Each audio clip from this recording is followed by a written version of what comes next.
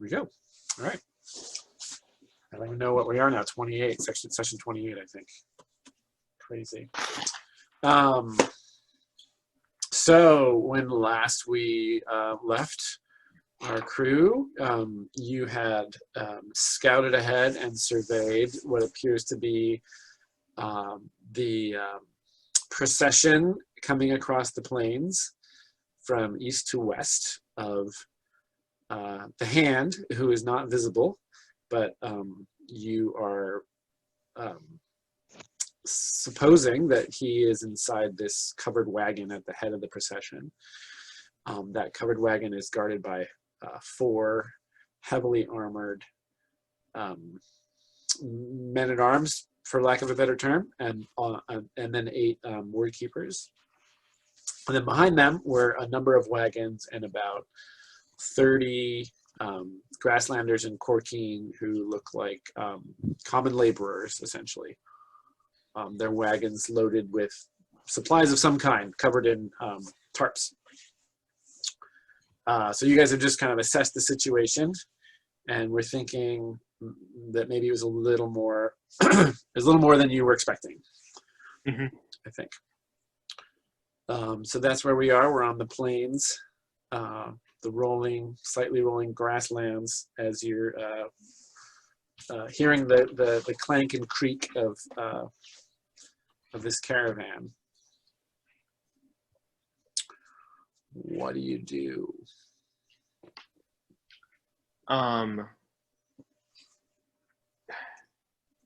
If we were, how far away are they from the people that we left back hiding in the grass?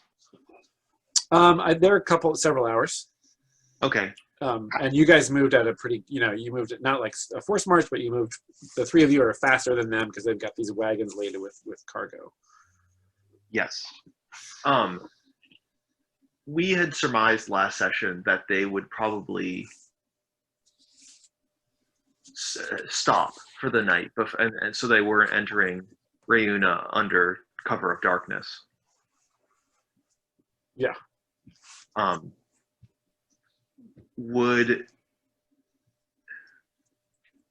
Do they have like a couple hours? Would they reach our hidden people? Yes. Okay, then I think the first step is we got to go back and, push them back, or at least let them know. Okay, so you can. At least I think that's the first step. What do you 2 think?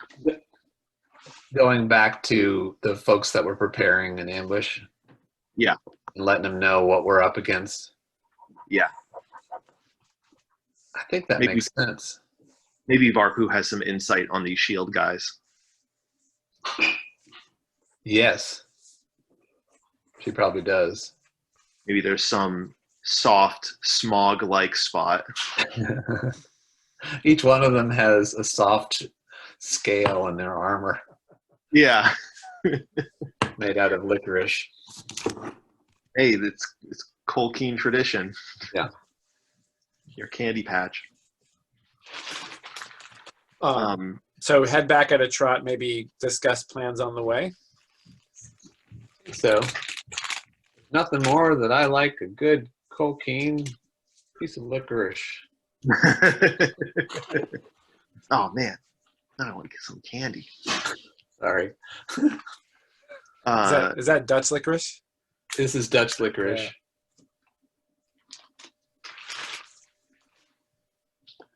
Yeah. So the plan that I thought up this afternoon was wait for them to camp, bring in magic fog, and then just ambush them. Try to get, only the soldiers and the Hand. But we don't, I'd like to say we rush the Hand. I figure that anybody who can ride in their own wagon probably has the ability to tell their men to stand, their soldiers to stand down. Right. But it might be we have to get through them to get to the Hand sort of deal. Yeah. But how about you? What do you two? Do you have had any thoughts or any plans? I Don, like what you that got? idea about ambushing via magic fog.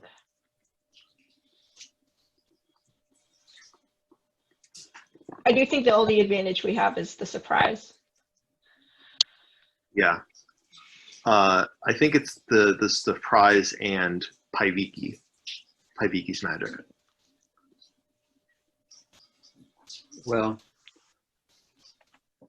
I think that, yeah, Paviki could throw a interesting spin on things, but also I think that Mirren could probably, if we could craft it right, we could figure out a way for Mirren to get in there and pull some strings as well, and pull some kind of a back stab, or sneak up and jam confusing potion in his mouth or whatever, something like that. That was one idea. And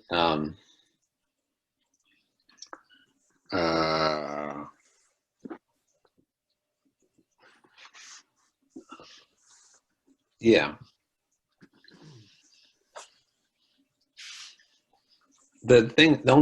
I agree, a nighttime attack could work well, but if we don't know where they're going to camp.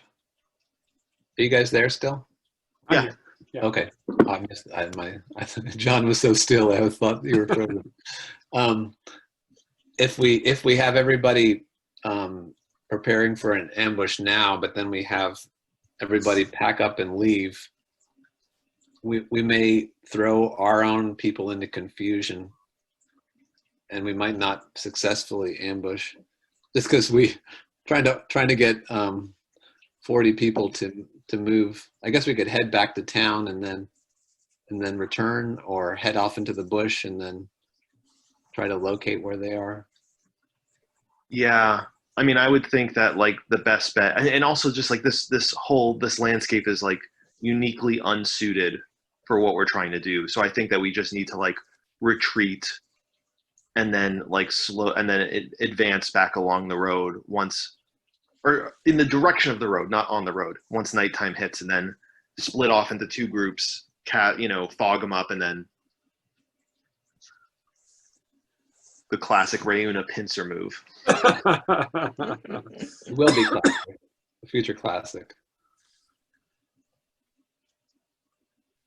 So that would be return to the ambushers, and then just go, and retreat them all to the village, and then have a quick kind of confab and then return in two different teams with a kind of express plan kind of thing. Yeah, it really does seem so unlikely that we could just like split off into two groups now, let them come in between us, and they won't see us. I just don't think that's going to happen. Yeah. So I think you're on the right path, Pivigi. Well, so just to throw out another possible one, which is maybe not favorable, but would be to do like a full-on like attack line, just like a frontal attack, line all our people up and start a fight, and then you guys maybe and some other picked people are like hiding in the bushes off to the sides and can act as like sharpshooters, or maybe Mirren can sneak in during the fight and grab the hand.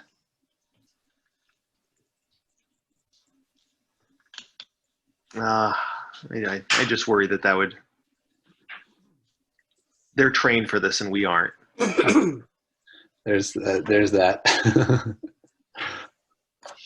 I think the most that we can take them out of their element, the better.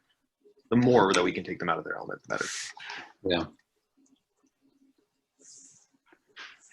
So go back down the road, wait for nightfall, turn around.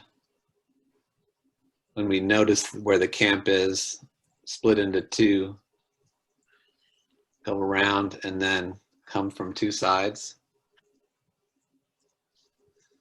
Seems pretty good. Yeah. Seems pretty good. It's complicated, but not too complicated. Donna, you good with that plan? Yes. Um, I'm Is trying there- to remember. Go Did ahead. I have a potion that was confusion? Is that what you were suggesting, Eon? Isn't that what the one that you were working on, or did you not make it? It was either confusion or it was forgetting.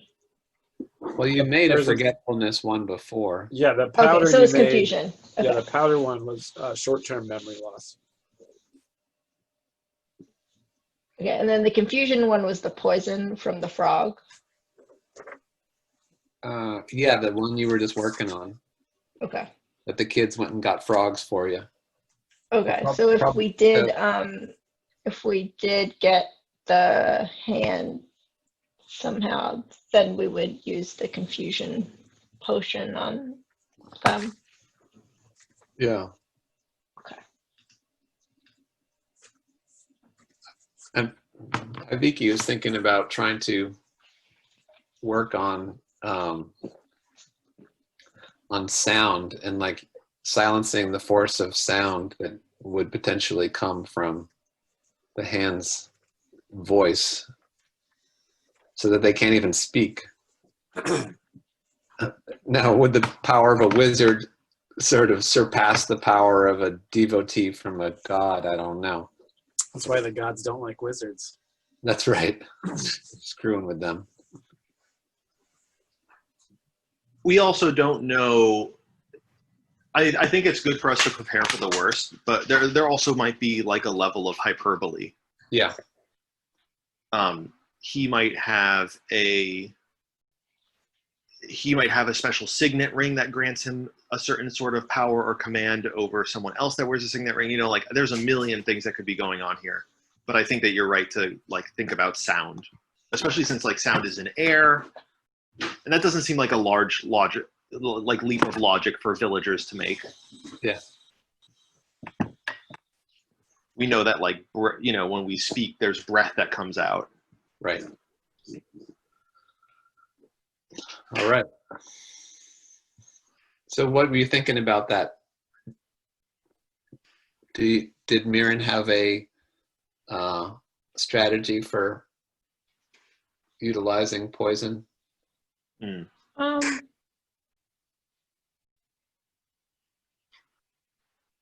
Well, just that if we're able to sneak into that area where the hand is riding, like we might be able to separate the hand from his bodyguards and Yeah. take advantage of that. I But was yeah, sounds good. I was wondering about even having like a third team. Like what if one team comes down the road and they're like the bold people from Rayuna saying, "Stop, you can't come any farther."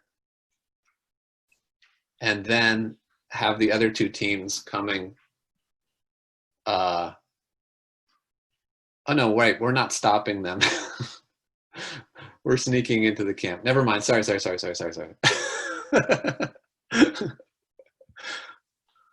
Too many planes. Yeah. But maybe like Mirren and any of the sneakiest of you would try to get up either into the wagon or as close as possible before the attack, so that it would take, when they think that when they're trying to defend against being surrounded, there's already somebody in the camp. Mm-hmm. Like you could dress up like one of the rabble and go and like bed down next to the rabble or something. I don't know. Yeah. Well, I guess Miriam's most present like concern is more just about given how armored everyone is, are we expecting just to kill, or are we like really just trying to like subdue, or like, yeah, you know, when we ambush, what does it look like when we, Right. Are when, you yeah, expecting if you're actually a stand-up fight versus? I don't. I mean, I like don't. assassinate or whatever. I mean, I think that our end goal is still to capture the hand and pump him for information. At least that's what that was my impression of what our kind of end goal was. Okay. But Right. then beyond that, you know, we've had experiences of people. I don't actually have we had an experience where a word keeper has like really fought tooth and nail to the bitter end. If No. anything, had them give up. So Well- it would be the same thing, but we also don't know what sort of devotion these soldiers have from the capital. Right. You know, it might be a different stock. Yeah.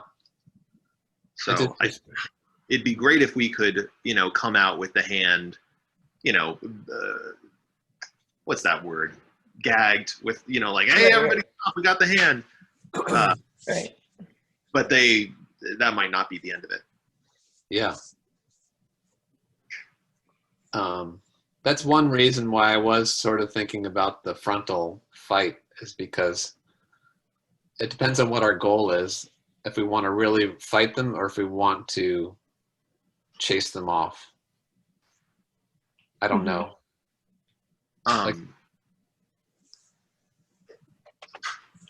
I just think that like any rounds, any moves that we can get in before they pick up their weapons is like just going to be in our favor. And if we ambush them, we're going to get that. But if we line up and just attack them, they're going to be able to, whatever formation they want, you know, whatever weapons they want, you know, we're Right. going to be at the mercy of their tactics.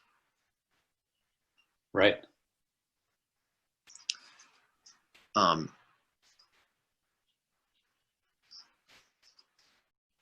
could be totally wrong, but I don't imagine that like 30 randos are going to like, they're going to be like, oh, whoa, hold on. Yeah. I mean, we won't be randos for long.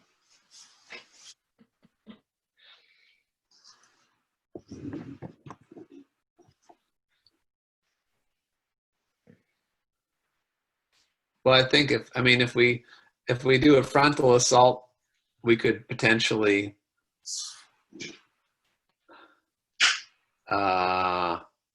What's the benefit to you of the frontal assault? You're very interested in the frontal assault. I'm just thinking, I think either way, whether we do a nighttime thing or a frontal assault, there's going to be a lot of fighting, and Yes. there's probably going to be a lot of people killed. So I was just trying to, I guess with the frontal assault, I was thinking like, well, we could intimidate them because we do have like 50 people that are ready to fight, whereas they may only have 12 who are ready to fight. So we outnumber them in that way, unless all the randos do join in. Then it's more even.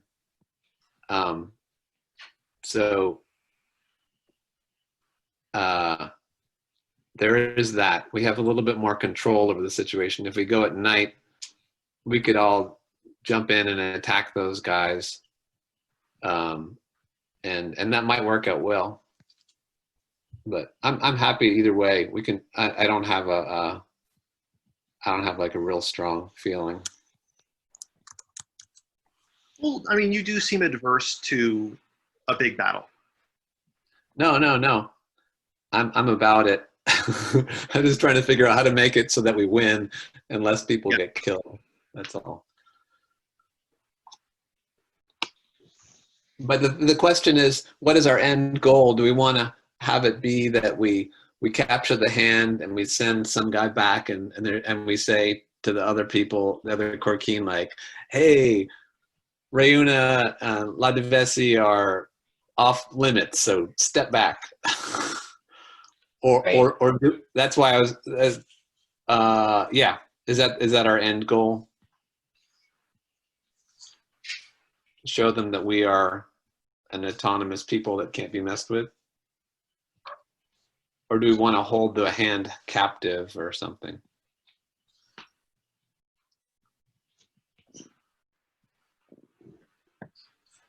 Yeah, I mean, I would think that the first one seems like the most reunit type of response. Right.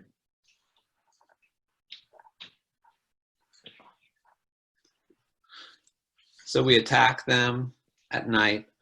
We kill or capture as many of them as we can. And we tell them we're not going to be messed with, and we send whoever on their way, or whatever is the appropriate response. Right. Like, well, I guess like we maybe will end up holding the hand hostage if we're able to capture him. But like the idea is just to like get them out of like Rayuna's area. I think I've been thinking as sort of like the spokesperson of Rayuna. Like, we're gonna send them off with a message to say like, and you better not come back, or maybe there's a negotiation that would happen, like with the other town that ended up having some kind of a truce with the Korkeen. True. Maybe there is. Yeah, I mean, you haven't even thought about like how to, there's no parlay. That option's on the table as well, right? You could always just walk in there and meet the hand and see if they'll just leave us alone. Yeah. I thought about that. I was a little frightened that the hand would just control our minds. Yeah. That's why I was kind of like, parlay from a long distance. I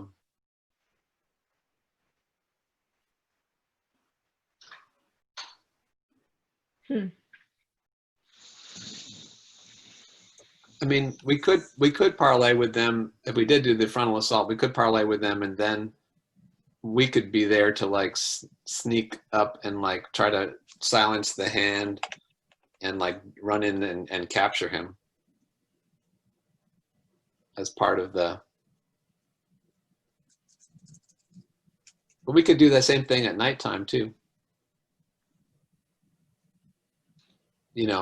We could be there to like try to nip the captain in the bud real quick, like.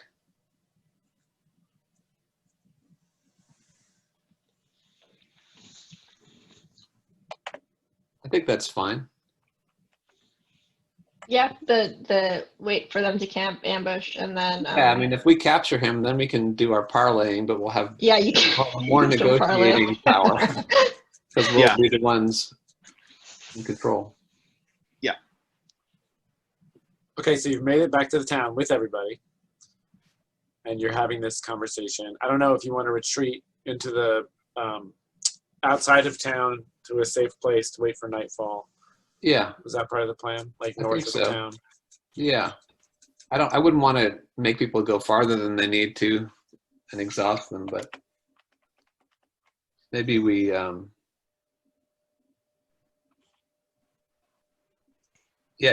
just head back and then send a scout to see where they've stopped.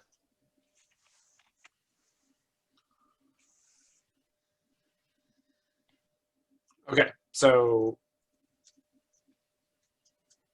get back to town and then take the whole gang, which is our final count was basically 30 villagers and then Asari and Varpu's whole team, right? Right. If I have that right. And then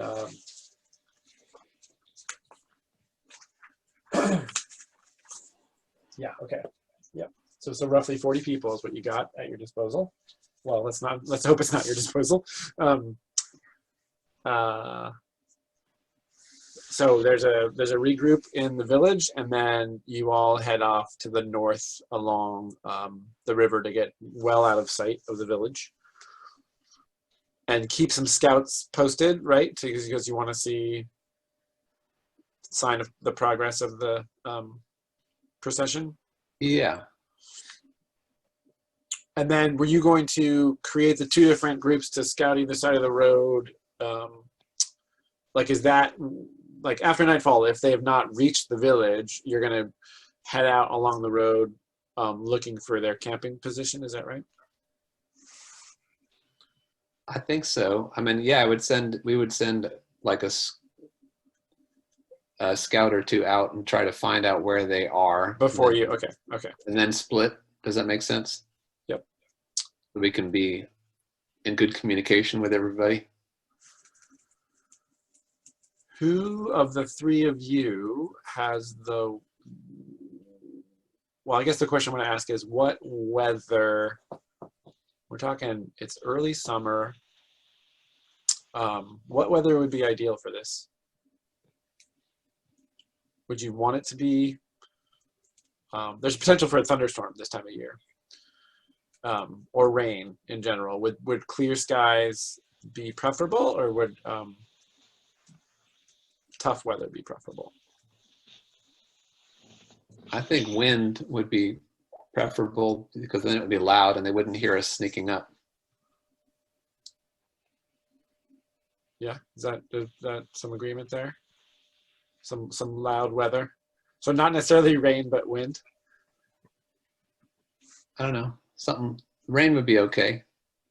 But ideally, maybe just the wind and not the rain. Some nice howling winds. I actually think loud rain, maybe not forceful rain, but like something north of something like a shower. That way arrows and bolts won't be thrown off course, but we'll still have the benefit of noise. I mean, water's going to be uncomfortable, but I think wind is going to take away a lot of our group's potential. Yeah, more uncomfortable probably for the guys in heavy armor than you. The like muddy ground might be good. Well, that's true. Yeah. Who's got the lowest luck? My luck is currently 13. It's weird. 9. 9? Okay, Donna, would you make a luck roll? 2d6 plus nothing? 12. Okay. Really? Boxcars? Nice. Yeah. Fantastic. Awesome. They're little shields. So you guys have retreated up along the little river, and as night falls, there is the rumble of thunder, and you're not seeing any lightning, but you're just, that kind of distant thunder kind of thing, and a light rain starts to fall. So at dusk, that's what happens. So everybody kind of like, everybody's pulling out the hooded cloaks and taking shelter under trees as it starts to rain. And you've sent out a couple of scouts to, the scouts return. Well, I guess you probably sent them out right away, right, when you got back to the village, or even left some behind to come and report. And then we'll say it's Minea. It's Minea the Quiet, and a couple other people, finds you about an hour after dusk and says that they've camped about 2 miles to the east of the bridge leading to Rayona. On the road or along the road? Off the road, but yeah. All right. And she draws a little map in the mud.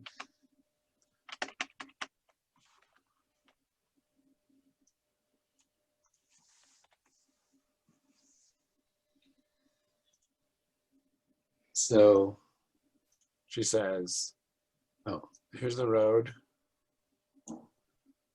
The lead wagon is parked there, and it's got 4 of those heavily armored guys around it. There's a campfire on the far side, and the other wood keepers are, in the vicinity, basically. And then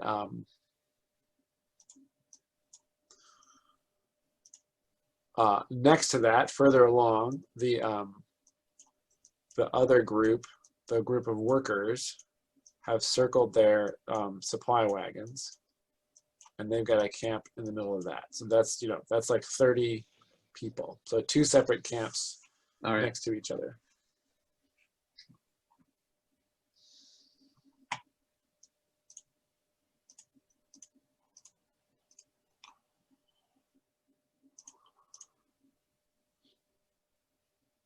Oh, okay.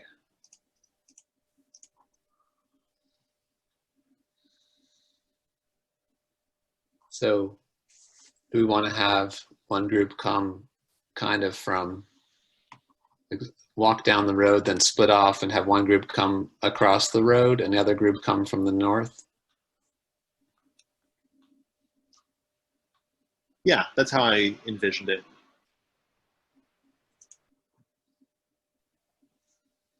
One group down here, and another one up there. Yeah. The old pincher. Okay. Yeah. Do you want to decide who's in which group? I mean, you don't have to get down into the weeds, but like roughly speaking, the composition of each group.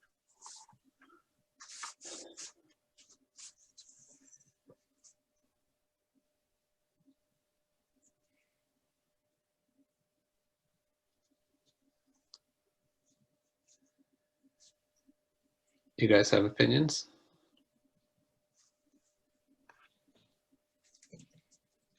I mean, Warren would probably be in the north one, Okay.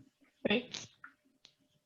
Do we want to stick together and have us be in Yeah. one group and Asari lead the south group or something like that? Or It sounds good to stick together. Ladavesi from the south and Mariuna from the north? I don't know. I mean, how big was our group again? The ambush group. You had about 30 people, 40 people, including Asari's gang. Oh, So so we're 30, all 30 ambushing. villagers, and then And is the 30 villagers a mix of the Ladavician villagers that came with us? yeah, before you talked And about, there's a Reunion. 10-person security detail left back at the village, but the 30 Okay. that are with you, yeah, it's a mix of both peoples.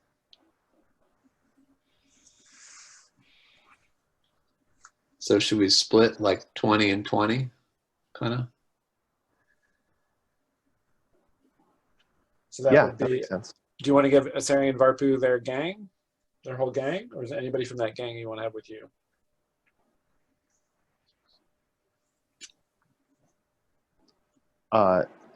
Nobody jumps to my mind. Okay. What about Annika and Tapias? Are you letting them come? I mean, in all honesty, is Topias okay? I mean, it's actually been like a week, Yeah. like 2 weeks since he got like mauled by the thing. I don't know if he's in fighting form. Yeah, in your estimation, he's probably not, but he'll do what you say, but he Yeah. really wants to be in the action.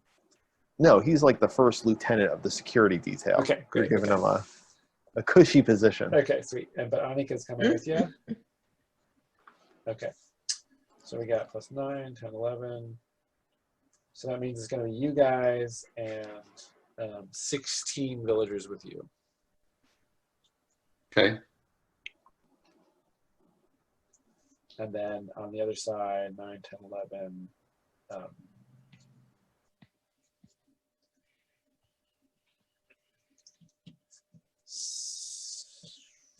Asari, Varpu, their gang, and 9 villagers.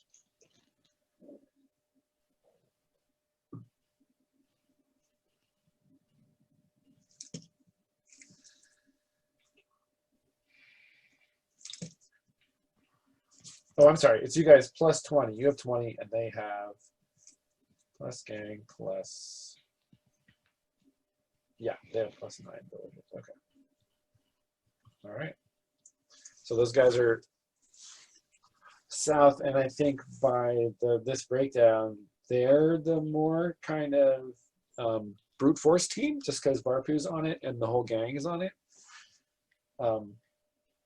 Those guys aren't, they aren't like super well armed, but they are at least experienced with this stuff, whereas the villagers are less so. And you guys have your skill set plus 20 villagers who will do what you tell them to do, but which are not, they're not like trained fighters or anything. They're just rebels is what they are. You guys are rebels. I mean, Yeah. What are folks able to be armed with? Do we have any crossbows or swords or anything? You have all the gear that you had before, and do you mean like how many you have to spread around? Just wondering in our group if there's if there are folks with real weapons or if they're all using like staffs and stuff. Generally, your gang has knives, hatchets, and slings. Those are the tools at their disposal. And clubs too, I guess. Okay. We have 2 heavy crossbows in the cart.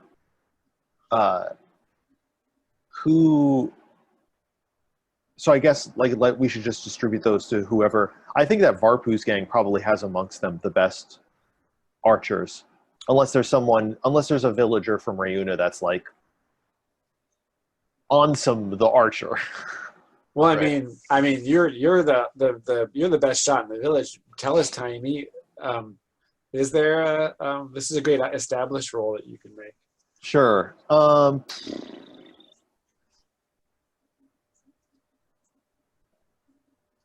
Yeah. There's this dude. He's pretty good. Okay. I mean, he's nothing to me. Like I can get the arrow right in between the eyes of a hornbill. And he has to rely on some sort of just hideous shot in the chest to take it down. So what is there a stat for establish? That's intelligence, yeah. Oh boy. Oh, that's an 8. Hey. Nice. So as an 8 to establish says you were right, but there's a caveat or complication of the judge's choosing. Oh my, oh my. Okay, so his name is Anselmi. And he is indeed very competent with a bow. And I would like you to, will you roll, gonna roll some dice here real quick and figure out a little bit about Anselmi to figure out what the complication is. Roll D12, John.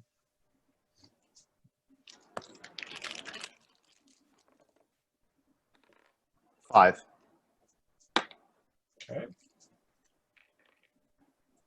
And then percentile dice twice, please. 89 and 72.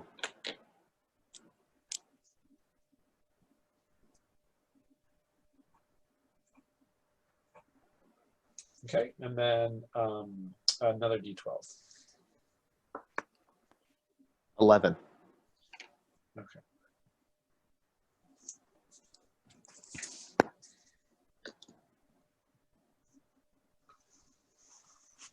Yeah, so the problem with this guy Anselmi is that he does not trust elves. Oh, geez. Just another point in the list of why he's a bozo. Yeah, so there's you know this guy.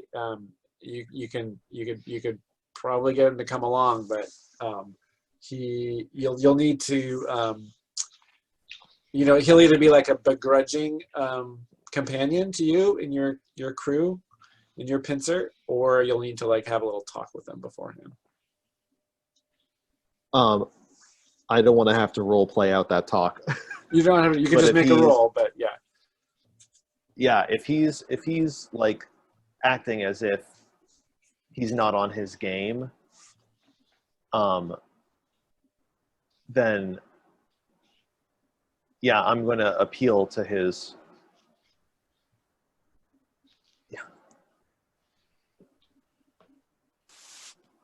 Yeah. I would just give him. I would just like give him a rough talking to. Like, you can't, like, what I know what you think about elves, and it's stupid, and you're stupid. Like, listen, like, Muirin is, just as much a part of this village as anyone. As much as time, as much as me, as much as Yarko, as much as Tinny, as much as Paiviki, and our group consists of people who are from Reuna. So you can either be a part of this group or you can go be a part of the other group. So I would say this is either you're trying to intimidate him with strength, because you're like, because you're kind of putting on a little bluster, or it's intelligence, because you're also appealing to a sense of reason. It sounds like. I think I'm intimidating him with strength. Okay. And that's not just because it's a better stat. Actually, Yeah, I currently have a 0 in it, so it's not a better stat. Yeah. That's a 7 though. So. Okay. No, he'll do it. But you have to concede something meaningful in return.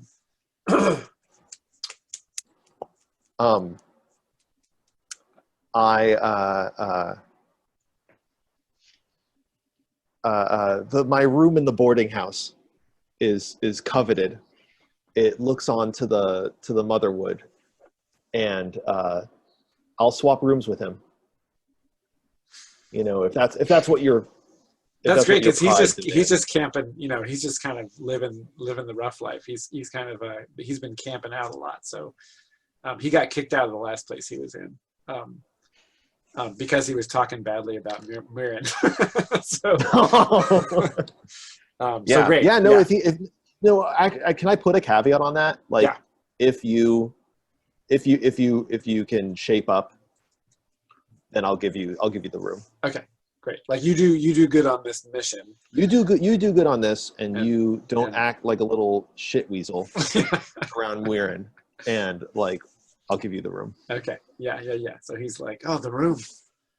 And then so he's like, okay. I feel like he's chewing on something. He's chewing on some kind of leaf. He's like, and you give him the crossbow, right? Yep. I give him the crossbow. All right. So I'm going to mark that. Second best shot in Reuna. Muirin, are you taking a crossbow? Do you have a crossbow too? I had one, but I actually wonder, is it useful to have at the range that we're trying to, kidnap the hand? Yeah, if you're going to go in stealthy, then you probably would not want to bring the crossbow.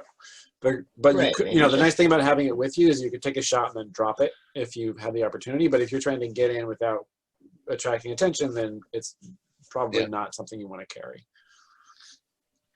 I think that I lent one to one of Asari's gang, maybe Minea or something.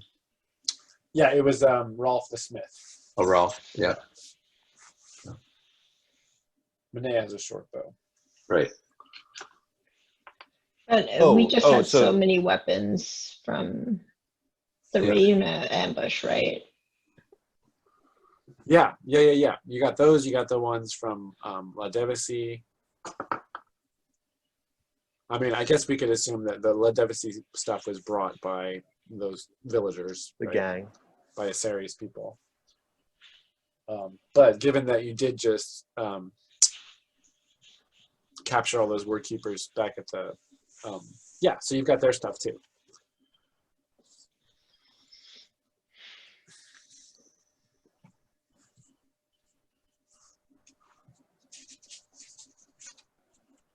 And Paiviki and Taimi are wearing chainmail, Yeah. but Mirin wants to stay stealthy, right? Yeah, so no chainmail. And I think I would just carry like the short sword. Oof. And is a spear stealthy? Because I have no wait, that broke. I mean, there's spears to go around. Right. You could, so it's big and long, right? So like it's a little harder for you to like hide out of sight. You can't really tuck up into a little ball when you're carrying a spear. You could lie on the ground. So it's just one of those things. It's not particularly noisy. It's just bulky. So that's the only thing to consider. Right.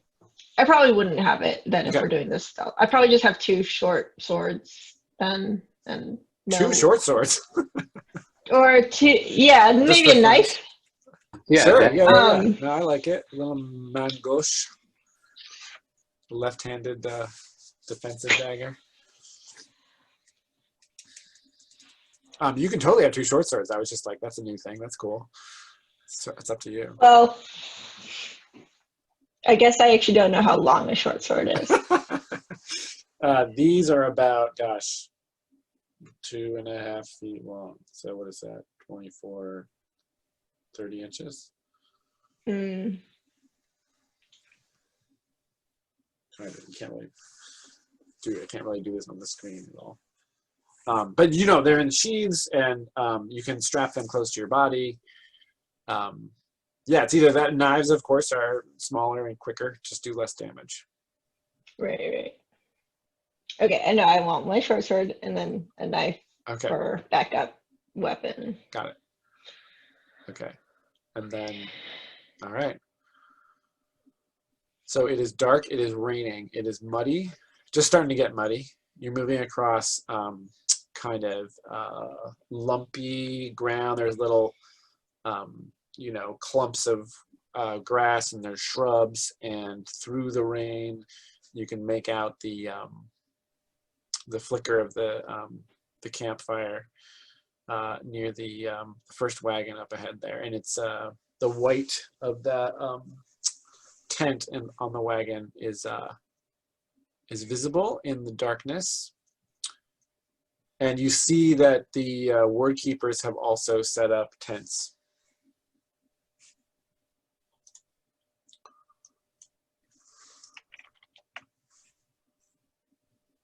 So some of them are in their tents, I would guess. Yeah. Okay.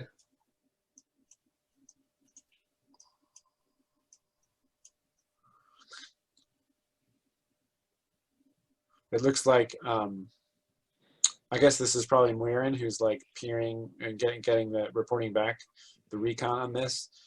It looks like 2 word keepers per tent. There are 4 word keepers on watch, and the 4 armored. Oh, by the way, Varpu says those are the Valkoinen, the white ones. They were raised in the church from birth. No. And trained to be, you know, the warriors for Ani. She, when you tell her about them, she sort of balks a little bit, clearly surprised that they would be sent, because that seems like a really big deal to her. And then, like, you know, sort of sets her jaw and is like, this will be a good night. Okay.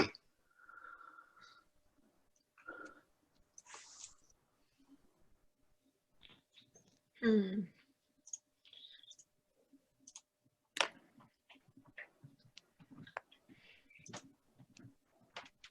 So it would be hard to sneak in to the wagon without you know, so many people noticing. Yeah, you got, there's lower visibility because of the rain and night. So they can't see too far outside of the circle of fire.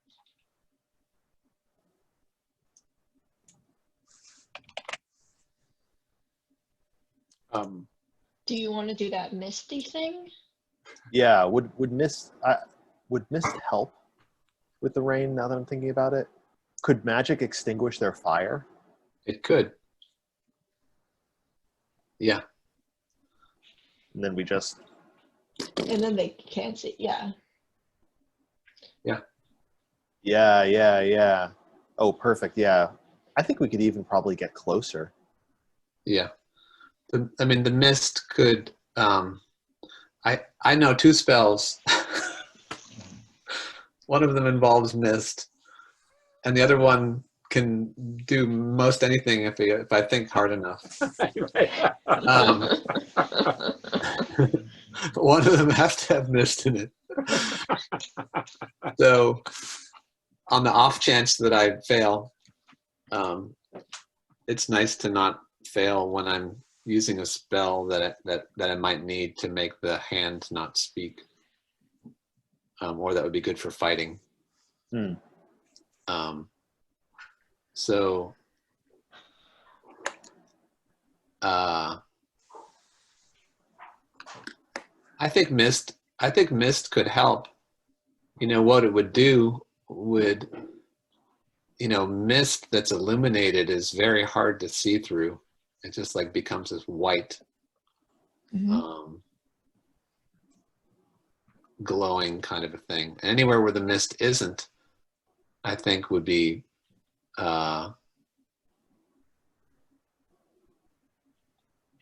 darker. But I do like the idea of snuffing the fire. I guess Paiviki would be wondering how difficult it would be to snuff the fire.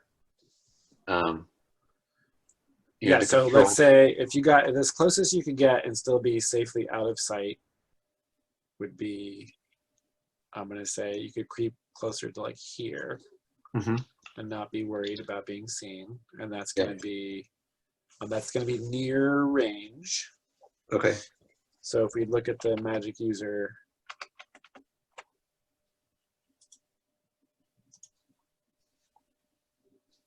it's a pretty big fire. Let me just open up the magic user playbook here.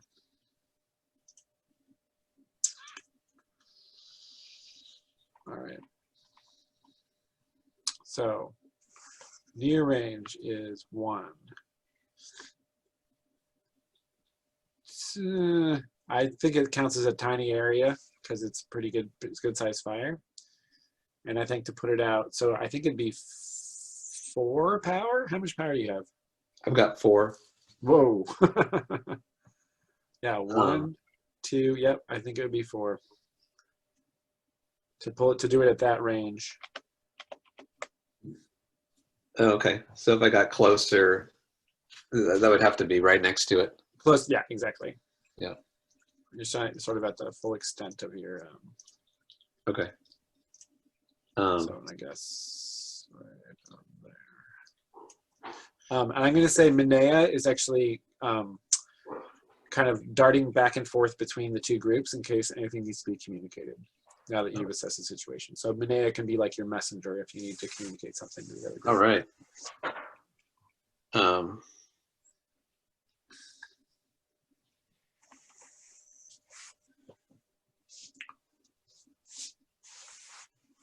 I mean, I guess the question is, do we want to have? I mean, the word keepers have crossbows, and we have crossbows. Do we want to make this a long-ranged fight or a short-ranged fight?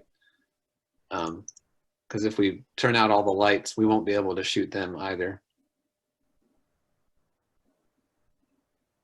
Right. I guess we could shoot at them and then try to to turn the lights out. But yeah, I am wary of trying to use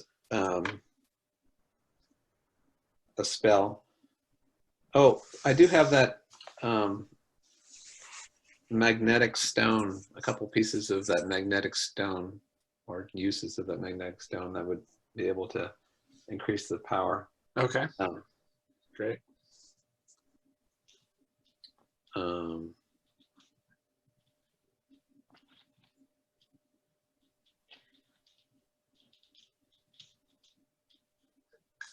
Well, yeah, if I do put the fire out, would that be enough of a opportunity for Mirren to get into the wagon? Because that seems like it would be the most worthwhile use of it. Definitely would make the job a lot easier. I think Mirren, given the number of people that are kind of awake and alert, Mirren would have to make a roll, but there would be much more opportunity to, like, you know, take cover or retreat or evade because there'd be no fire going. And there may be some confusion about the fire not going. So it's very possible that Mirren could get in there without trouble. In fact, I would say if you put out the fire and Mirren makes a stealthy approach, then definitely gets +1 for you helping by putting out the fire. Yeah. Right. Do you want to be in that wagon with the hand? Is that where you want to be? I think so. Okay.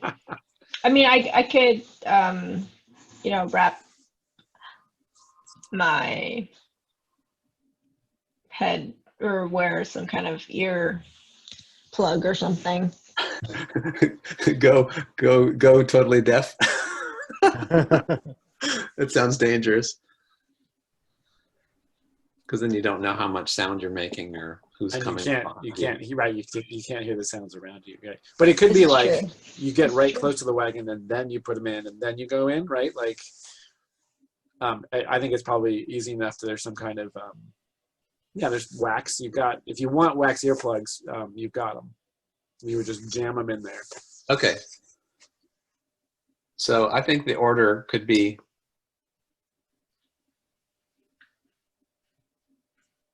we fire our crossbows and then put out the fire, and then Mirren tries to get in, and then while we attack, I guess. Does that make sense? Yes. Are you only attacking the armed group, not the worker group? Yeah, I would. Cool. I would let them be and hope that they are happy with that lot in life.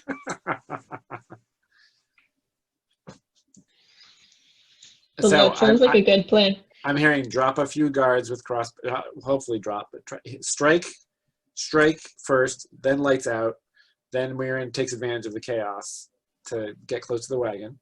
Yeah. And go into the wagon. Any orders for the team across the road? I would say we attack first, fire out, and then they attack, because hopefully they'll like turn, you know, or their attention will be drawn and they'll be able to get them in the back. Okay, so basically you guys round of crossbow fire, other side round of crossbow fire, lights out. Is that right? Yeah, I guess once we get lights out, it's going to be much harder to hit them. Yeah, Yeah. exactly. In fact, it'll be pretty much impossible to see.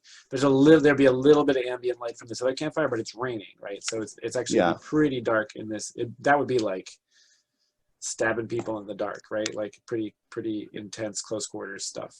Yeah. So volley 1, volley 2, lights out. And then any signal for a ground assault? Like, would there be a point at which you might charge everybody? Or would you everybody fall back and sort of wait to see what happens with Mirren? Oh, I wouldn't want to send Mirren in there without us. No, I would attack. You would attack, okay. Like right after the fire's out. Wow, okay, so. Just let Mirren come from, maybe Mirren would split off and come from the west, from Rayuna, so that if we attack, you know, they would hear us coming from the north and the south, but not from the west. Okay. Okay. All right.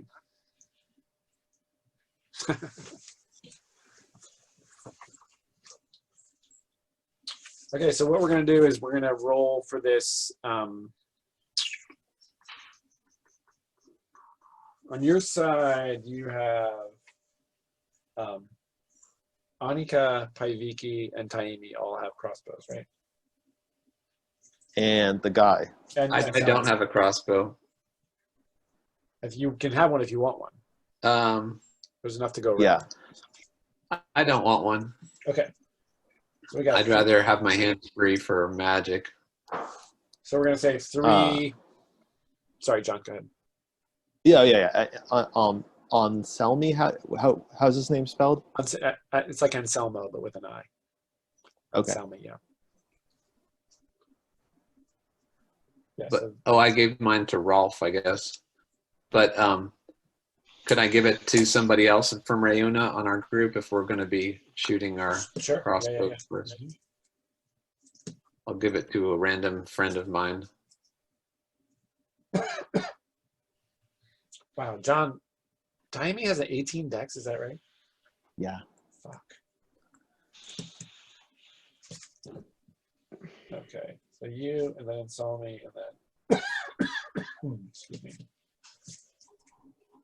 Okay, so you guys are going to get 4 shots off, and on the other side, there's going to be 1, 2, 3. There's going to be 5 shots on the other side.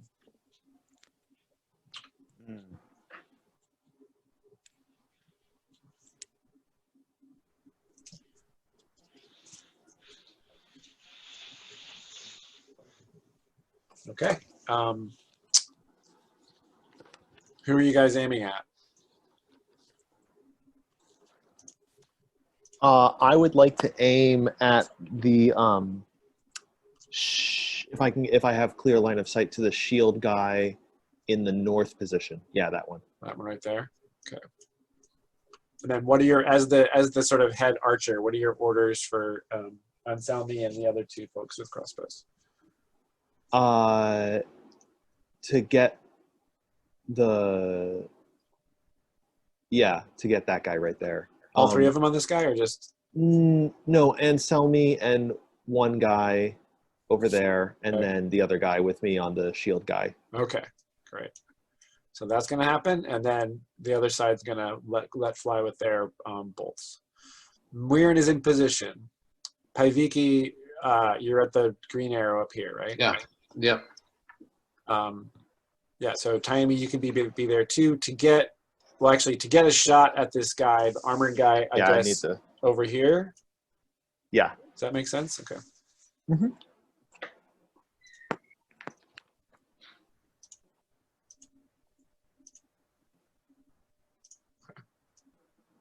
There's Taimi and Anselmi, and actually all your crossbow folks are there. Okay. All right, so that's the first thing that happens. Go for it. Taimi, you want to take the first shot there? Yeah, I will.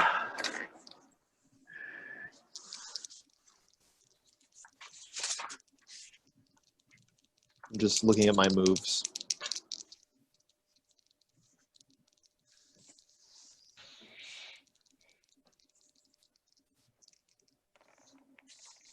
Oh.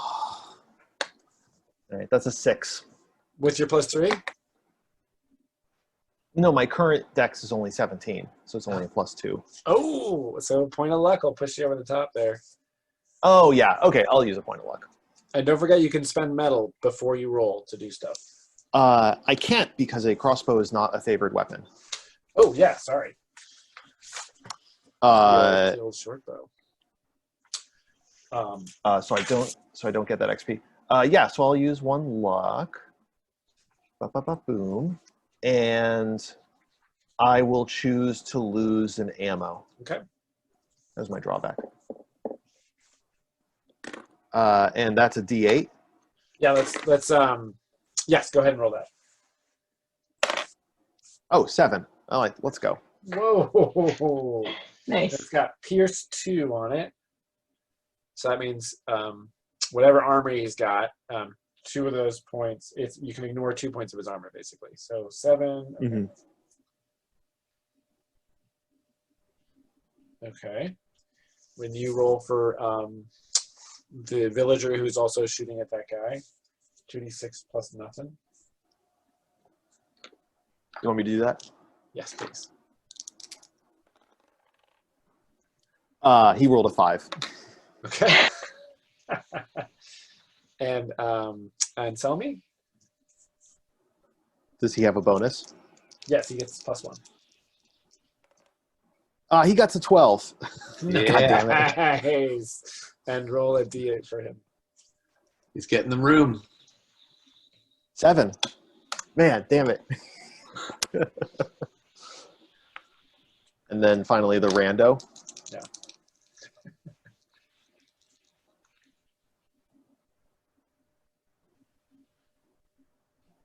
Greg, he who has his shirt stained by red cap. We call him the red shirt. Yeah. The rando got a 9. Nice. So for that, we'll say roll 2d8 and take the worst, take the lesser die. Oh, I rolled an 8. And I rolled a 1. Oh. Oh, Sweet. yikes. Okay. So your team's all lined up. They're all looking to you. You take your aim. Let fly, and your bolt strikes that Valkoinen right in the shoulder. Kicks him back, and as he kicks back, his shield comes up, and the second bolt goes twing off of his shield. Anselmi lands a solid hit on the other guy, like right into his rib cage. And the other arrow sort of like nicks his face. So the villager was, that 8 was like one step away from hitting right in the face. Yeah. So they sort of spin back. And then there's the volley from the other side, and I'm going to have you just make one roll for the whole team. And this roll is going to be at the average is out to 0. So you're going to make one roll for the whole team to see how many hits they get. That's a 7. Got a 7. So okay. So that means they're going to get 3 hits in, and I guess they were going to go. The 3 hits are going to be 2 on. Well, you guys don't actually know this because you can't see what's happening. Yeah. So just roll some damage for me. Roll a d8 3 times. You got a 6. You got a 3. And you got another 1. Well, the 6 might have done something. Yeah, I hope that 6 was on the big guy. Okay, so those all the arrows have been fired. I guess, Jan, what you see from your vantage point is this guy. Whoops. This guy here. You see him kind of stagger back, and that's your sign that the other side has fired. Okay. So, Paviki lets all the distractions fall away from her, and she focuses in that mind of concentration on the fire and speaks to the fire.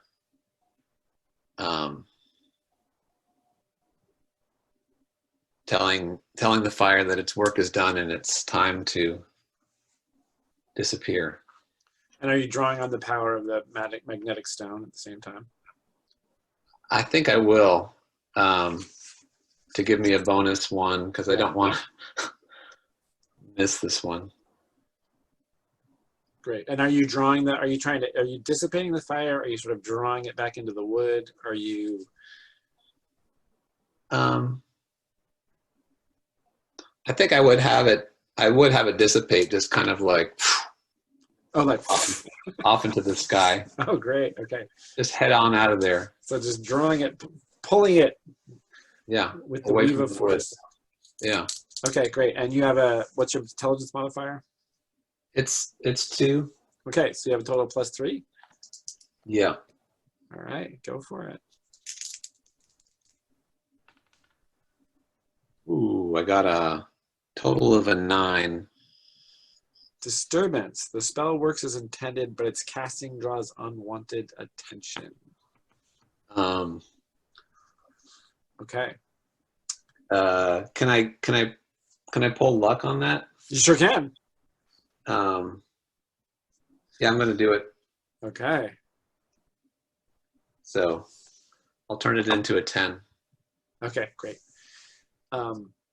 So, this all happens. It's like 1 second as the bolts hit the guys on your side. And then there's like a beat as there's like people haven't even reacted yet. And the bolts hit on the other side. And then Paiviki tunes everything out and uses the weave of force to, and the fire just kind of like sprays up in tendrils, and almost like a little little fireworks that kind of like do that up into the sky, just goes and it's gone, right? Like so, and then it's totally dark.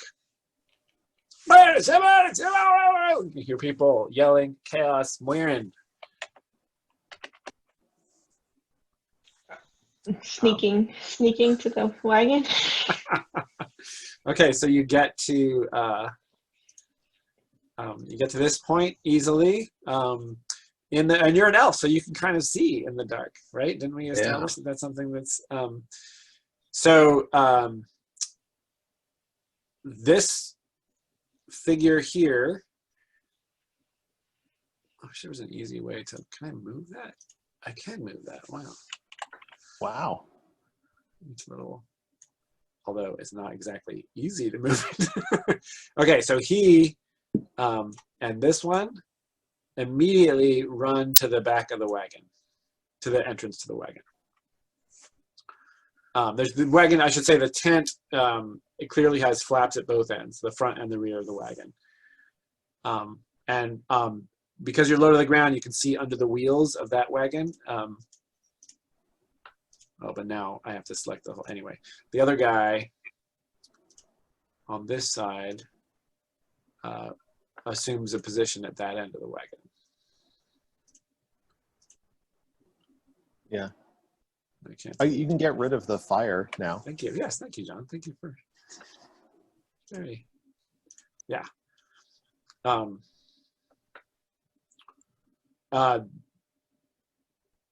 This guy is starting to run this way. Yeah, so that's the immediate situation as you see it.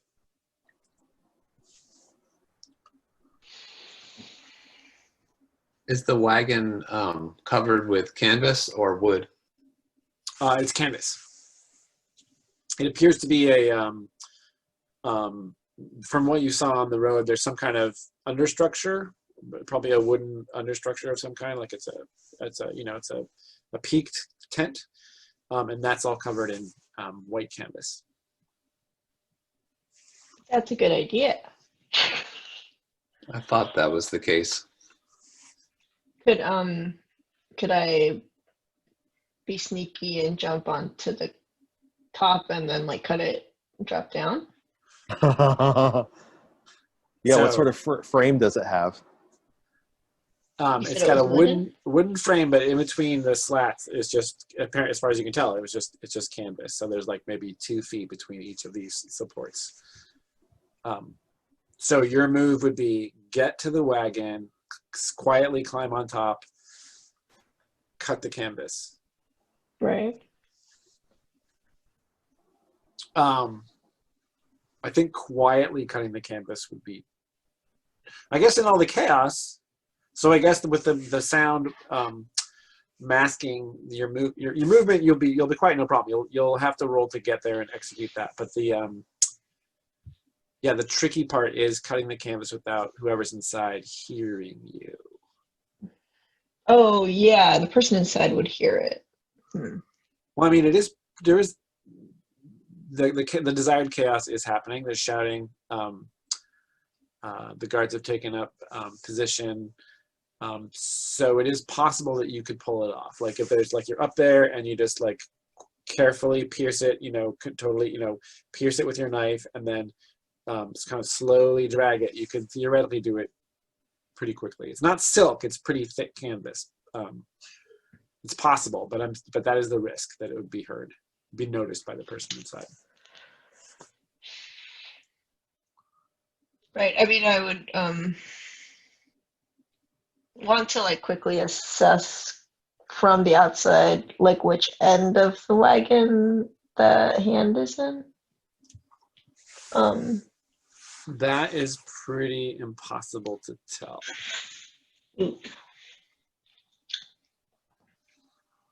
Right, because the other thought I have is going in from the rear entrance, but kind of hoping that the guard is facing outward, expecting someone to come from, the ground and not like sneak into the entrance from above. Like get up on the wagon and then go around and slip in the back without them noticing. Right. Yeah, that's totally Right. that is a possibility. It is dark, it is raining. And if the entrance is actually closed, it would be like a door opening, right? Or It's just like a canvas flap. It's like a thing that you could part. Yeah, it probably wouldn't make any noise at all if you did that. I could do that, or attempt to do that, and go through. So that would be more of like you'd have to be really, really quiet, right, to not let that guard notice. Yeah, it's really about them noticing that you are a super quiet person. In fact, the elf move is you have perfect balance and a featherlight step. Rain complicates that a little bit for you, but the role would be just, the guards are very alert, they're looking around. It would be you to do it's just like the timing of doing it, slipping in without them noticing.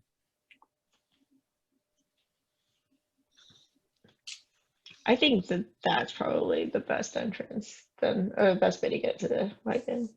Okay, so if I understand you correctly, you would go here, climb up on the edge of the wagon, go this way to the back and go in. Is that right? Or would you? I was thinking the other entrance because there was only one guard. Oh, sorry, that's the front. Oh, the front. But you're right. There is only one guard there. Okay. So you would go, and you go up on the wagon that way and then in. That's the idea. Okay. So all this is happening and you're probably already on the move. This guy, runs past. You hear movement in the wagon, in the tent near you. You hear somebody waking up inside that tent. So you make it to the wagon, no problem. And now you've got to roll to sneak past that guard in the front entrance. And I think at the same time, each pincer is starting its ground assault. Is that right? Yeah. Now that the lights are out? Okay. Yeah. So Muirin, let's see, you're got some thief moves that come in handy here. So move silently. When you sneak from one place to another, you're gonna roll dex. Okay. And now remember, poison is your trick of the trade, right? Yeah. Yeah, not stealth. Okay. Yep. So you're gonna roll. This is a dex roll. Do you think the that I would get a +1 because of Pybeka's magic. Oh yeah, sorry, I already said Helping? that. I already Oh, said okay. you get +1 because of the chaos, the help of everything. you Oh, said. okay, sorry. For sure. So then 1 + 2 is the modifier. You got a +2 dex. +3. Yep. +2 dex, So correct. total +3. Yep. Okay. Go for it. Oof. Okay, so that is 9 + 3. 12. Oh, let's go. Okay, on a Yeah. 10 plus, you get there and take +1 forward against whomever failed to notice you. So that's basically everybody. Okay.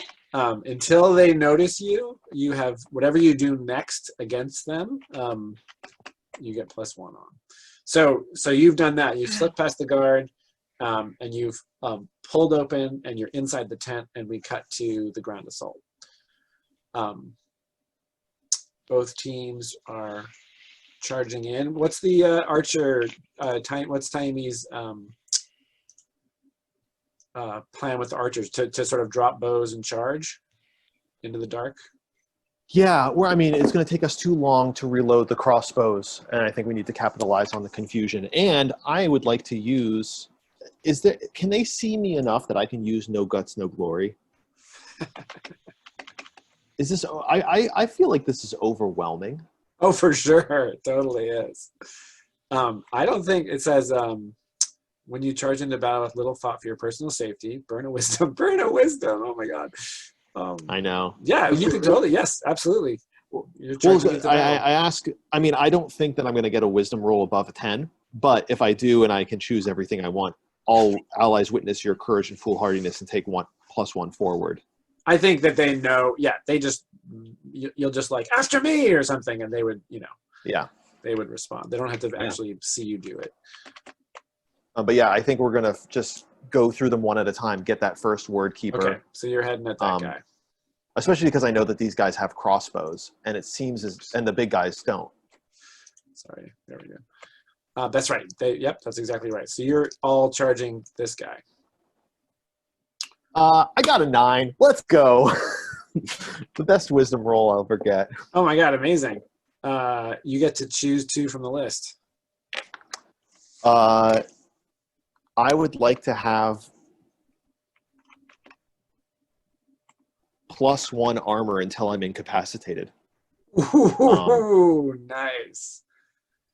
And then forward, that just means once. That's right. But the armor is until you're incapacitated. Yeah. It means everybody who witnessed that would get a +1 to their roll, so that's pretty good. To their There's a next lot roll. of people. Yeah, that's good. That's good. Yeah, I'll do that one. Okay, so your gang, were you bringing any villagers with you? Like, besides your archery crew? Should we just say that you can just be in charge of the archery crew and Pybeka can be in charge of all the rest, or you can be in charge of, half the squad.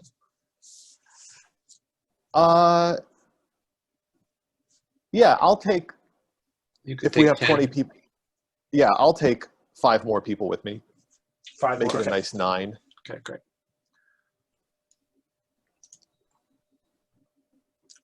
All right. 1, 2, 3, 4, 5, 6.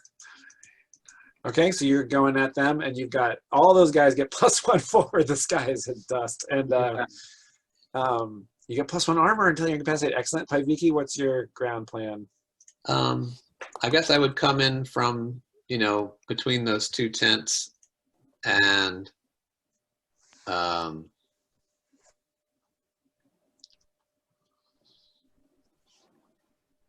I will. Let's see. I'm trying to think of something clever to say besides attack. There hasn't been a lot of that this whole campaign, so No, there hasn't been a lot of that.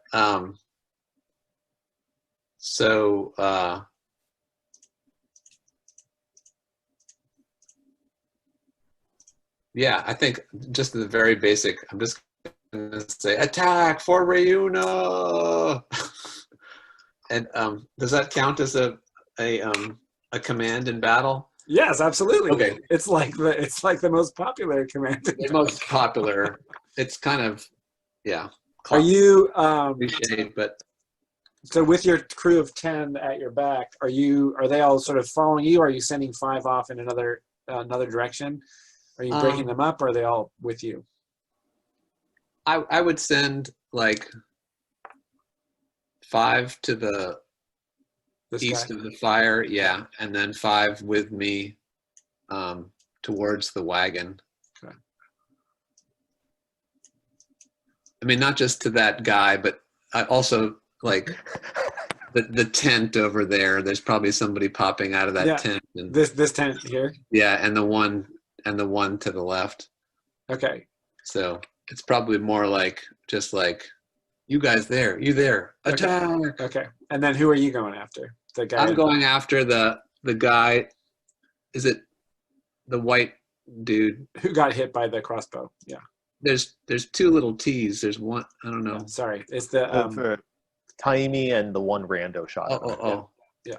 So yeah, I'll go for that guy first. Can I? Yeah.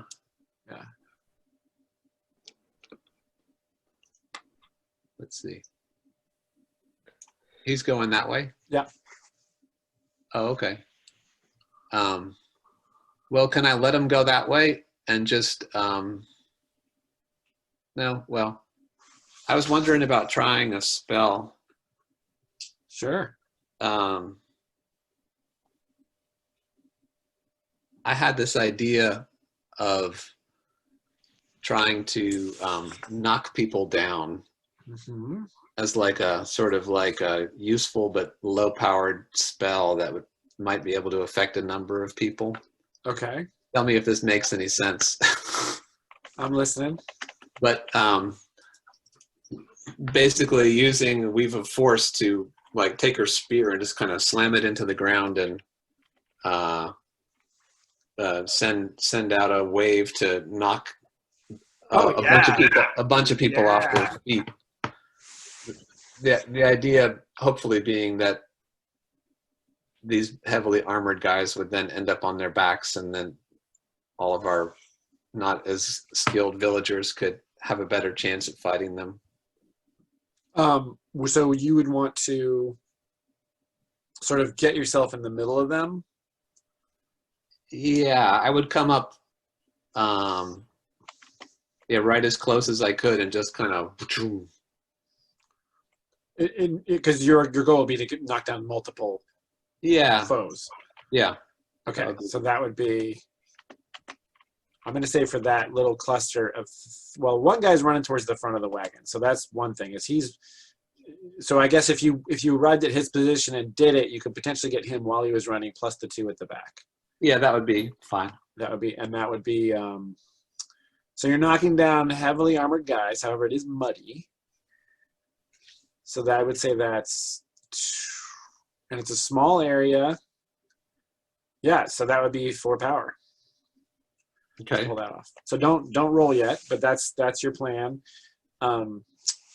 Meanwhile, those 4 of your guys are going to take the tent nearest you, and those other 5 are going that way. Okay, great. Across the road, do you hear those guys charging as well? So let's do Taimi's gang first. Yeah. So as a mob, am I right, John, or are you diverting your crew? Are you all going at this one guy? Yeah. We're just going to push through him and then go to the next guy. Okay. I mean, maybe, you know what? I'm going to send 4 people to run past him. Like when the wave of us crashes, they're going to keep going towards the. There's another word keeper coming your way from. Okay, great. So that first guy, you're going to roll for your team, and it's going to be a fight roll, but it's because you're totally overwhelming him. It's going to be a +4, which is the maximum max you can get. And then we roll damage. What you do is you roll damage for everybody in that, and only like 3 people can hit him at once, just logistically, right? You roll damage for all the people that hit him, and we take the highest roll and add the number of people that have attacked. Is the amount of damage he's going to suffer. Okay, so if I rolled a 4 and there's 3 people, that'd be 7 damage? Correct. Okay. And is this counting as my +1 forward? You can, because you're maxed out before you even need that, it doesn't count towards that. Okay. Okay, so this is a single roll, a single fight roll. Yeah, for this, your first gang hitting this first guy. +4 is a 10. 6 + 4. Okay, awesome. Then So I roll 3d6 and take the highest, or I just roll 1d6? 3d6, you take the highest, and then you add 3. That's a 4 + 3 is 7.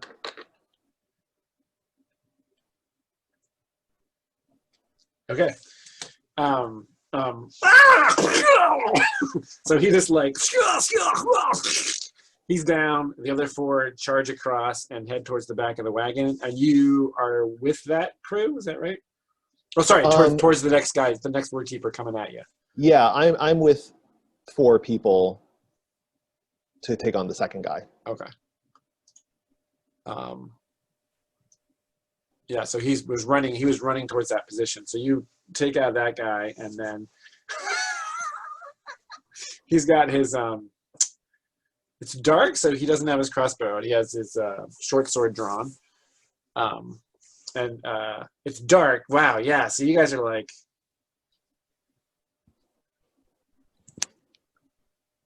who knows? It's kind of a chaotic situation here. Yeah, so it's you plus it's another +4. 5 + 4 is 9. Okay, so you're going to deal damage and take damage in return. Okay.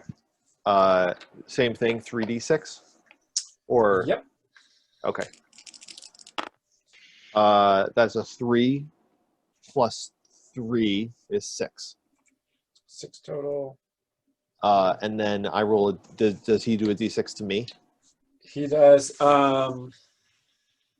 If you're sort of putting yourself in harm's way ahead of the villagers, yes, that's your call. Okay. Yeah, 100%.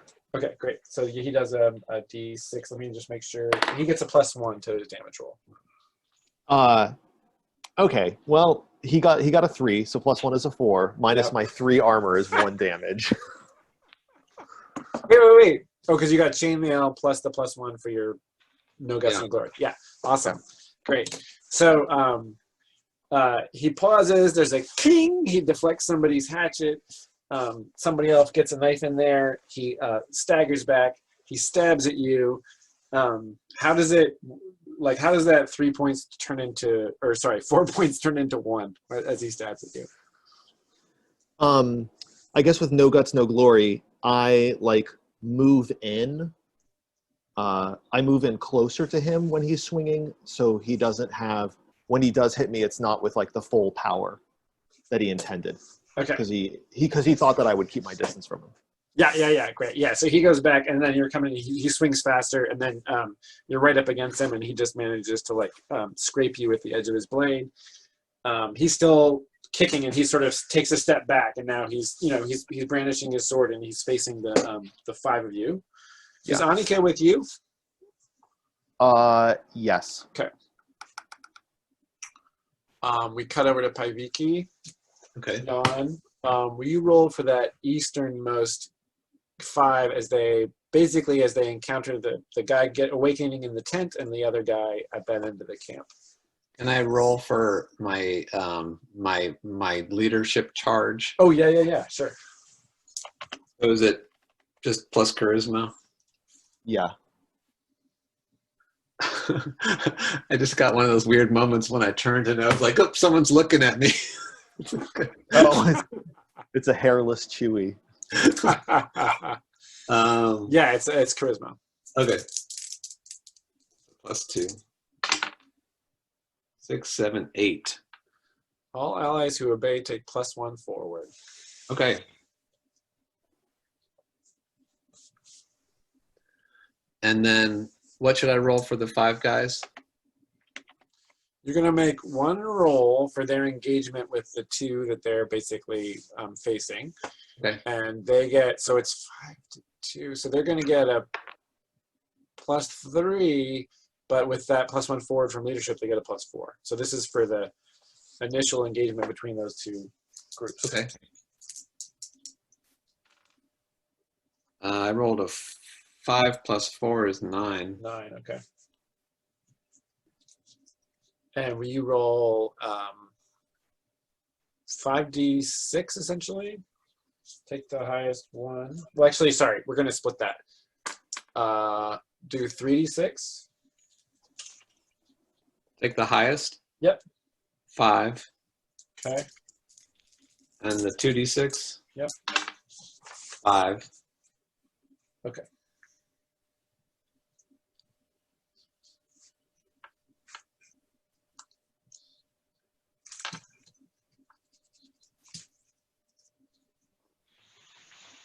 Okay, so there's like, so that's happening in the darkness over there, and then you reach the point with your squad where you can attempt your spell. Yeah. I'm going to attempt it. All right, I'm rolling it. So I rolled a 7 plus 2 makes it a 9.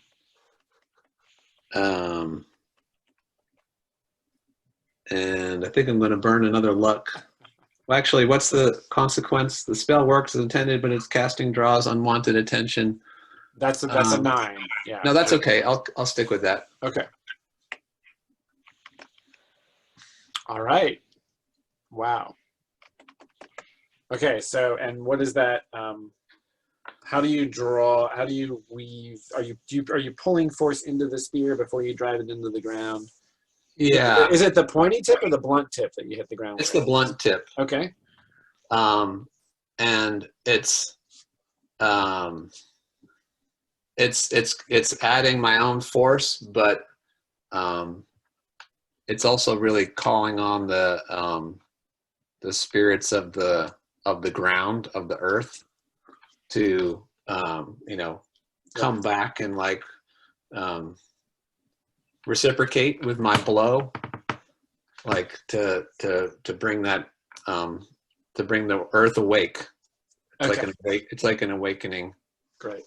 To give that like a force, a leap, and I'm kind of like spreading it out and seeing the people around and just poof. Awesome. Do you say anything when you do it, or is it unspoken? Yeah, I think so. It's like a forceful call of the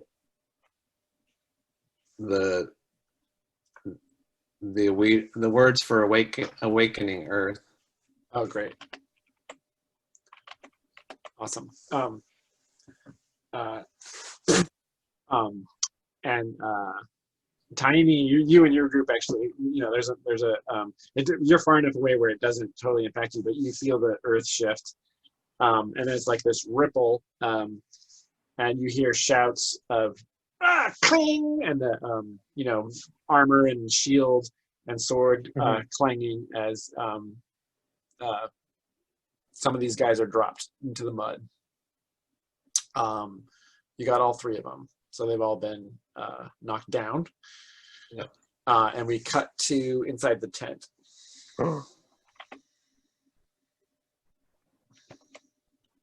What do I see?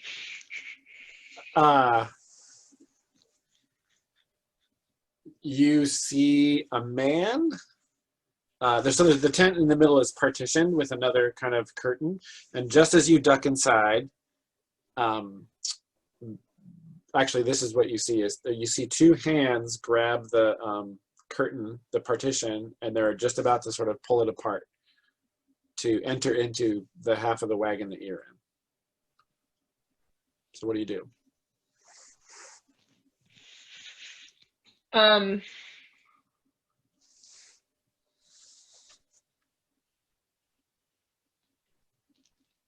Did we establish how the poison gets used? Is it drink or is it? We did establish that. I think it had to be drunk. Yeah. Okay.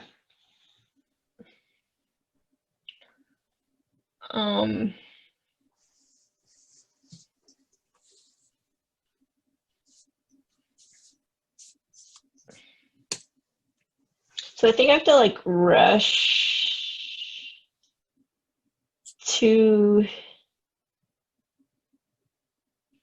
him with like weapon drawn, and have him surrender.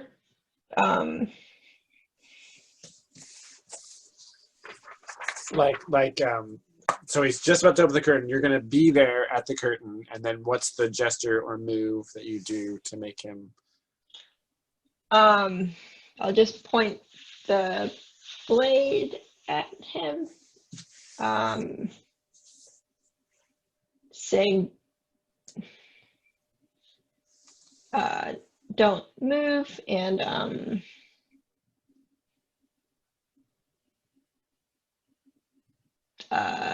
don't make a noise.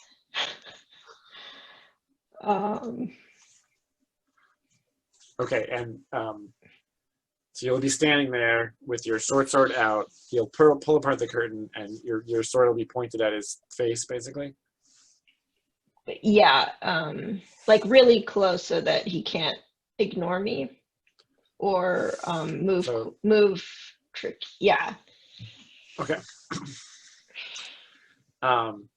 So you're there at the curtain. He opens it up, and you see. You can stand up in this tent, by the way. It's big enough to be able to stand up on it in it. And you see an older man, older than anybody in this whole group, with white hair. He's not wearing, like, he's bareheaded. He's not wearing any kind of headgear. He's wearing a white robe. He's got there is a candle in the part of the tent that you're in. There's a candle kind of dimly illuminating this space. He's got blue eyes. He pulls aside the curtain, and the blade of your sword is right there. And he, you say the thing, and he freezes and holds up his hands and just sort of stares at you silently. And right at that moment, you feel the wagon go because of Paiviki's magical ground shake, and he sort of, his eyes dart in the direction that came from, and then return to you. What do you want?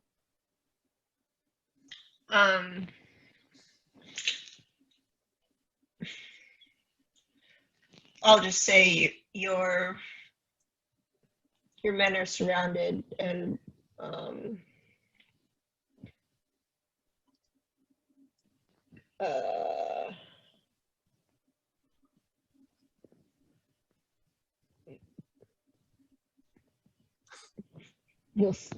I'll ask him to surrender. Lata asit. Make a wisdom saving throw. Okay. Because I didn't plug my ears, right?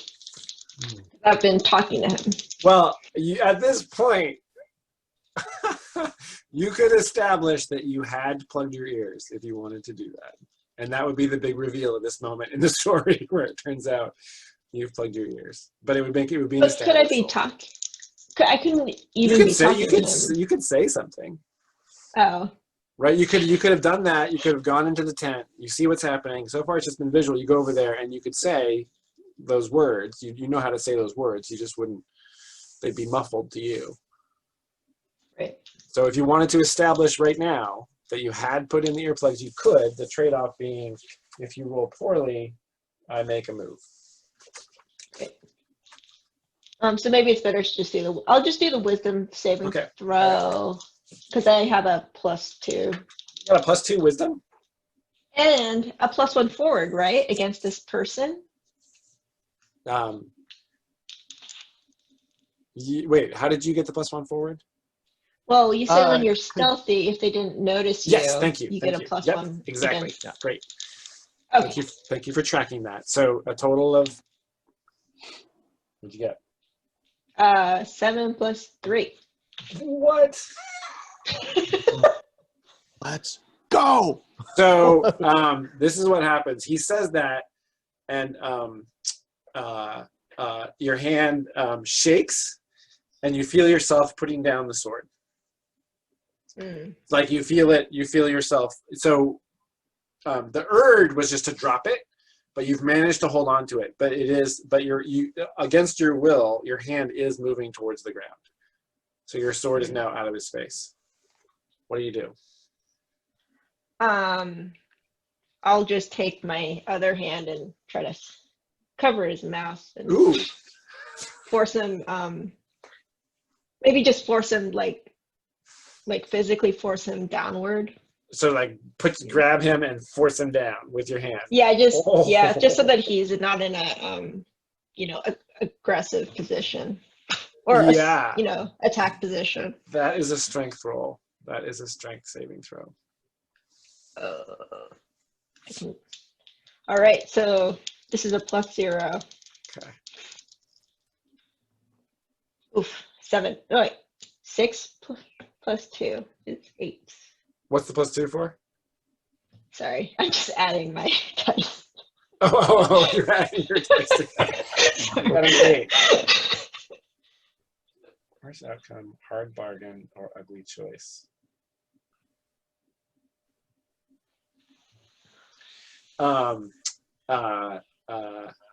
Yeah. So you slap your hand on his mouth, and your other hand reflexively lets go of the sword. So your swords hit the ground,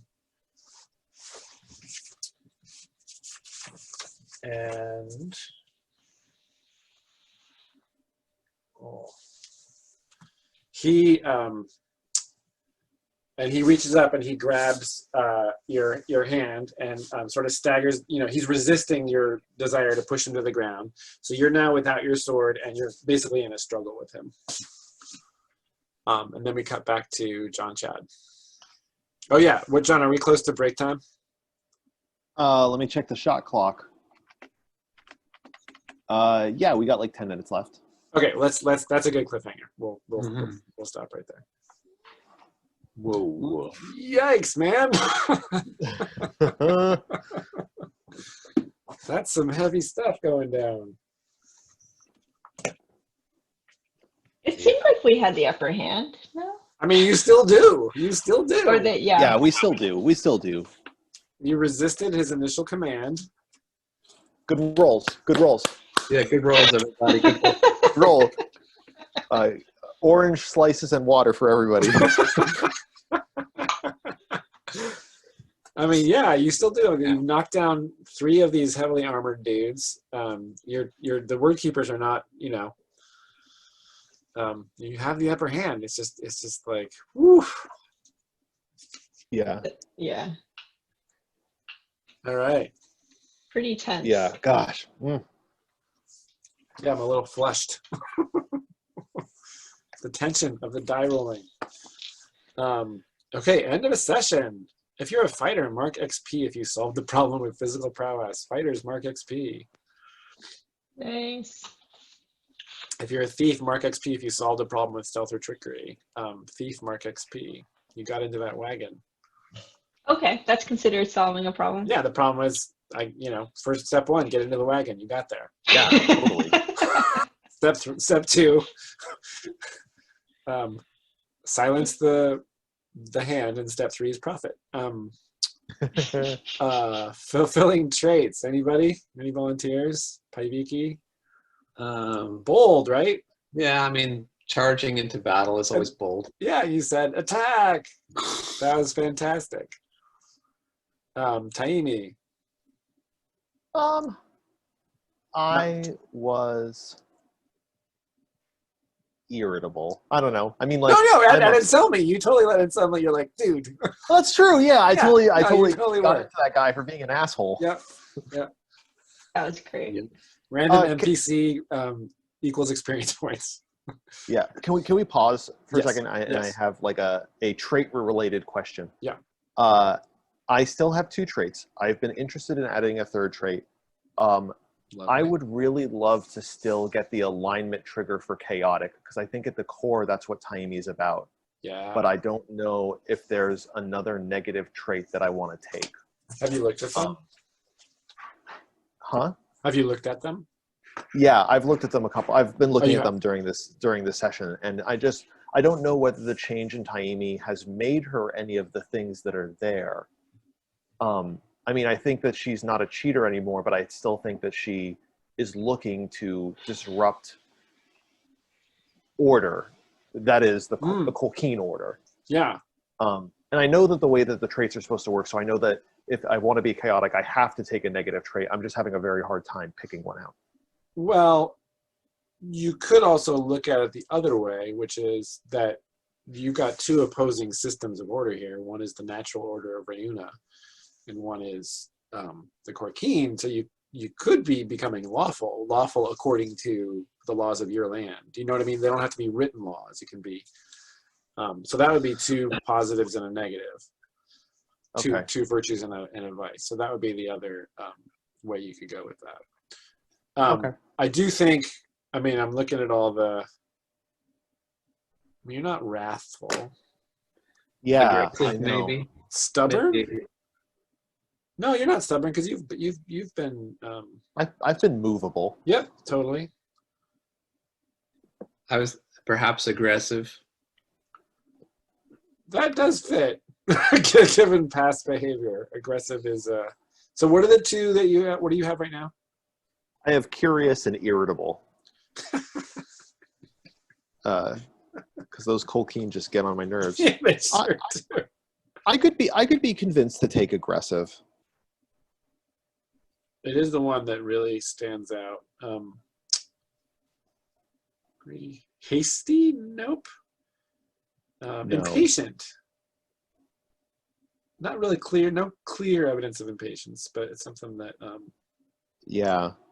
I guess my issue about aggression is that, like, kind of the change that Taimi underwent in La Devacy was a softening of this kind of anger and rage in her. Yeah, absolutely. But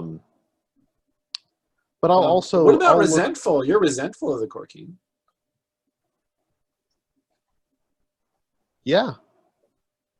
I mean, that's I would say much more than that's better than irritable, right? Like you really resent their presence in a pretty heavy way. Yeah, I would believe that. I would take that. All right, Yes. Thank you, team. Sorry. So if you want to hang on to the chaos, which does make sense, then think about that. Muirin, what were your traits? Focused, respectful. Focused. I would yeah. say focused. Yeah, you were focused on the big bad guy. Like you were respectful too. You listened to what he had to say. You know? Before you slapped your hand on his mouth. Shut up. Alignment goals. I always forget what everybody's current alignment is. So I'm neutral. You're neutral. So right in I'm balance lawful. for gosh, the imbalance has not quite been righted yet. Or do something basically for yourself, and that hasn't happened either. No, neither one of you guys. And then Donnie, you're lawful. So that's the like maintain the order or something, Yeah, right? maintain the and that hasn't really happened either, unless Not yet. maintain order in the face of chaos. I mean, that's what you're trying to do with this guy. You slapping you're trying to like keep him, you know, in your and I guess it's an unresolved question because you're struggling. We ended on you struggling, so that's not actually right. I mean, but even what you were saying about like if you kind of flip the script, it's like, well, we're trying to keep order of Reuna. We're trying to preserve that way of life. Right. So we're sort of in the middle of it. Yeah. Did you make an exciting discovery? The thing is real. The voice, Oh, The the voice hands is real? tower. the Benny Gesserit. Yeah. Yeah. Everybody gets XP. Okay, Um, it's real. did you overcome a difficult obstacle? I think that the fight is ongoing, but you got inside the wagon. So everybody gets XP from Weirin's stealthy entrance. And no memorable booty. Yeah, I thought so far the plan has worked pretty well in terms of getting to the target. Yeah, damn. Yeah. It's quite a We cliffhanger. we just got to the start of the trench run. You know, now we gotta. I think this is like Darth Vader is now in. He's in there, right. We've. Yeah. Cool.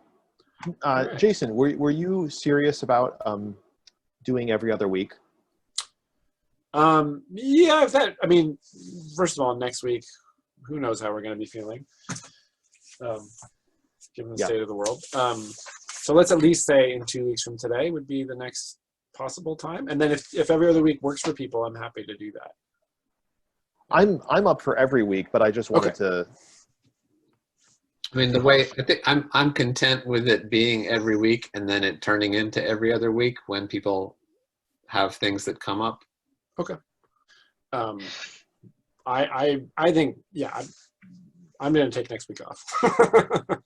So we'll plan 2 weeks from today for our next session. And then how are you guys thinking about the whole campaign overall as a thing with a shape and a possible conclusion, which it doesn't have to have, but we are having at least one kind of, we're at a point where there's like a certain amount of, I wouldn't necessarily call it like a big climax, but there's certain things that come around, and you're sort of active rebels at this point. Does anybody have any feeling about wanting to like wrap things up?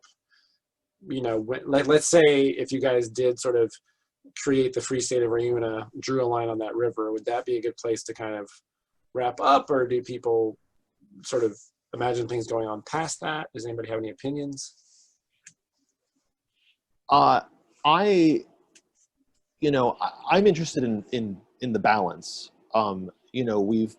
Since La Devassie, we've been doing a very similar game, like plot and attack, plot and attack, plot and attack. And there's a lot of really great exploratory leads that we have. John Chidurgeon would personally be interested in like going back to we've formed the Free State of Rauna, La Devassie.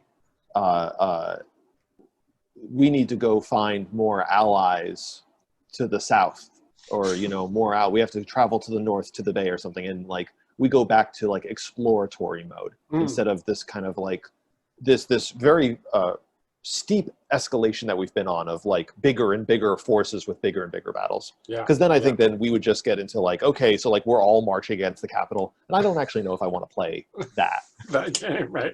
Not what you signed up for. To like, but what do you two think? I agree with what you said, John. Mm-hmm.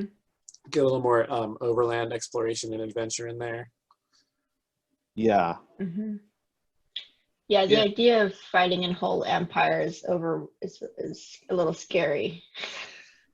Yeah, I think eventually we would either become like leaders in a war room, like pushing acorns on a big flat surface, or we would be like soldiers in an army and letting other people decide our destiny. And that'd be that, so I think as players, maybe this is a little meta, but I think it would be more enjoyable to be left to our own devices with, Anikan, Topias, and the red shirt guy. I don't know. Yeah. Great. No, there's like a huge crew of NPCs now, and I can easily, let's hope that Motherwood, may the Motherwood allow you guys to create that free state, and then you could easily return to a life of exploring and all that. Cool. Yeah. Great. Excellent. Good to know. I think with the express purpose, maybe just to like maybe make the meta a little, you know, for the sake of the fiction, with the express purpose of like building up allies and finding weapons and magical items and treasure to build up the treasury of this new state, you know, Yeah. Great. Something freebootery. Yeah. Okay. Awesome. Great. Thanks. That's very helpful as we move forward. Okay. Thanks, you guys. Yeah. Yeah, I love Thank playing. you, Jason. Thank Thanks, you all. Jason. That's super great. Have a good couple weeks. And we'll Yeah. see you next time.